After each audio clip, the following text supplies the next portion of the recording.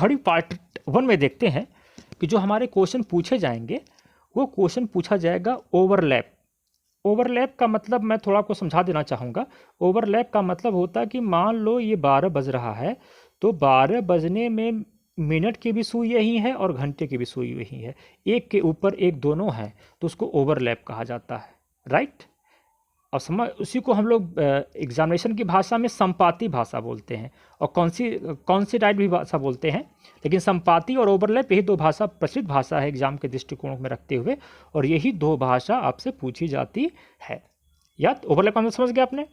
तो अब 12 बजे का जो टाइमिंग है उसमें क्या होगा, घंटे की सुई और मिनट की सुई यहाँ देख रहे होंगे दोनों एक पे हो जाएंगी।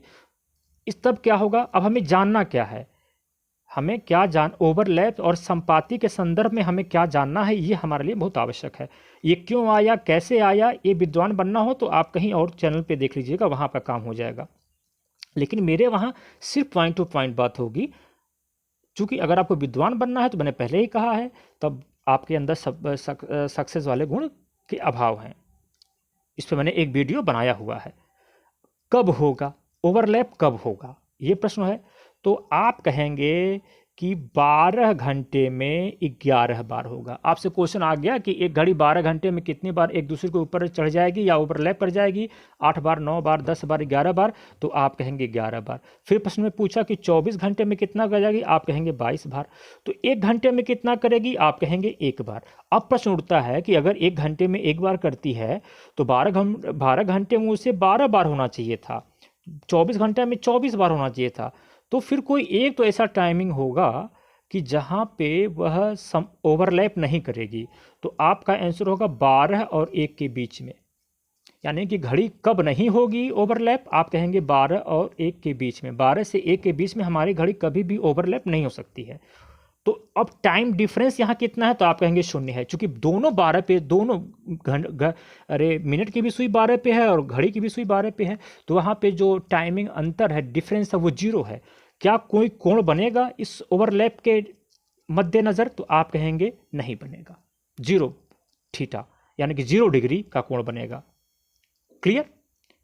अब बोलेगा कि ओवरलैप में कितने डिग्री का कोण बनेगा, 0, 5, 10, 12, तो आप हमेशा 0 को ही टिक मारेंगे। आपको ओवरलैप में या संपाती गुण में बस यही समझना है, क्या कब होगी, समय का अंतर क्या होगा, क्या कोई कोण बनेगा और कब नहीं होगा। ये जो फिगर के माध्यम से आपको बता दिया गया है, इस फिगर को आप स्क्रीनशॉट ले लीजिएगा या लिख, इतना समय है कि आप लिख सकते हैं, और उसके बाद हम लोग आगे चलते हैं। एक इसी पे हम लोग एक सवाल सॉल्व करेंगे, ठीक। अब यही हमारा प्रश्न शुरू हो जाएगा। क्वेश्चन है, 3 और 4 बजे के बीच घंटे व मिनट की सुई ओवरलैप होगी, आब्लिक संपाती होगी, आब्लिक एक दूसरे से मिलेगी। तो हमारे पास यहाँ पे हमें एक चीज़ समझना होगा कि 3 और 4, यहाँ पे 2 टाइम दिया गया है। तो ऐसे प्रश्न में हमेशा पहले वाला समय महत्वपूर्ण होता है, उसी को माना जाता है, राइट। यानी पहले वाला समय, यानी कि जो सूत्र बनाया गया है यहाँ पे आप देखेंगे, इस पे लिखा है पहले बजा। पहले क्या बजा, 3 बजा, 3, ठीक, गुणे 60/11। अब देखिए, अब यही सूत्र जो है डायग्राम में बना हुआ है, 3 गुणे 60/11। तो 3 में जब 60 का गुणा होगा वो क्या हो जाएगा, 180। क्या हो जाएगा, 180/11। 180/11 को आप भाग दे दीजिए, 11 एकन्ने 11। अब यहाँ क्या होगा, 7 0, 11 छक्के 66, 4 बचा, 4/11।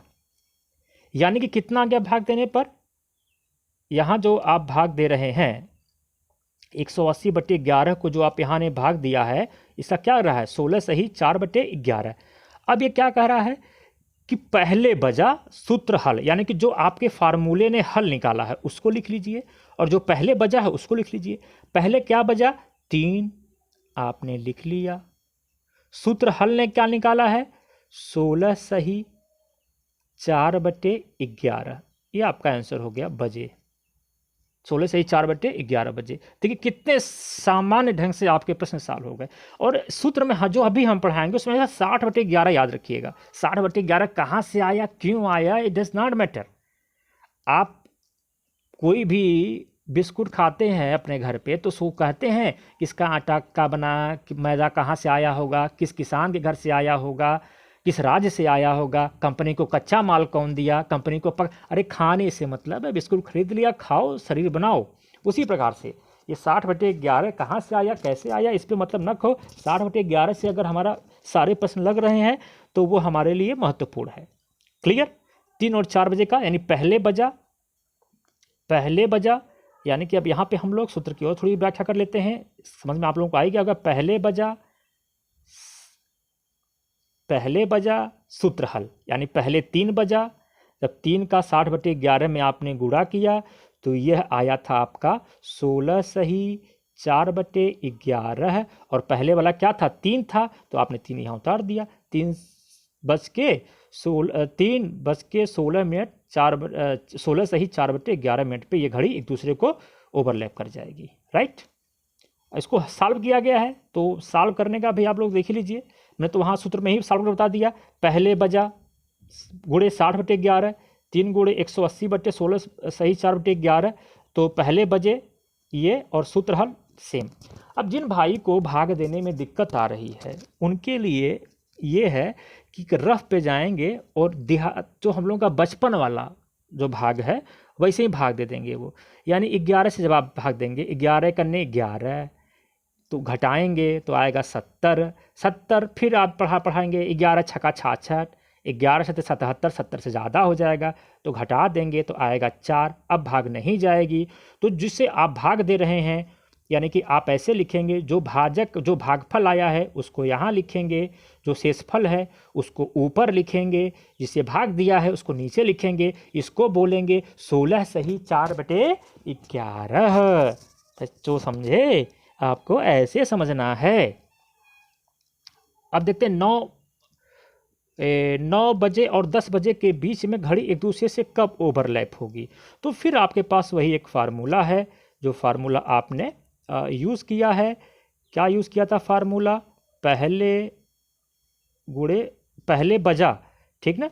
पहले बजा, यहाँ पे आपने लिखा पहले बजा, यहाँ पे पहले बजा गुणे 60/11, तो आपने कहा कि इतना हमारा आंसर आया। जिनको नहीं आएगा वो कोने में जाके इसी तरह भाग दे देंगे 11 का 540 से, ठीक ना। तो उसमें ज़्यादा घबराइएगा मत।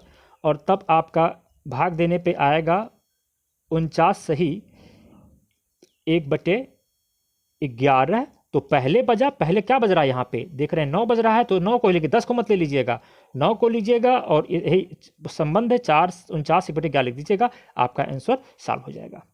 अब आगे चलते हैं घड़ी पार्ट 2 में। दूसरी तरीके का क्वेश्चन कैसे आता है, तो कहता है कि घड़ी की सुई विपरीत दिशा में कब होगी। याद रखिएगा, विपरीत दिशा में आदमी तभी होता है, जैसे राम और मोहन यात्रा करें, विपरीत दिशा में कब होंगे, जब वो 180 डिग्री का कोण बना के चलेंगे। 180 डिग्री का मतलब होता है एकदम सीधी रेखा, इसी रेखा में वो विपरीत हो सकते हैं। तो हमें जानना क्या है, हमें इस पर चर्चा करना है। तो पहला होगा कब होगी, क्या कोण बनेगा, समय का अंतर क्या आएगा, कब नहीं होगी। राइट। यानी कि इसका मतलब हो गया कब होगी, तो 1 घंटे में एक बार,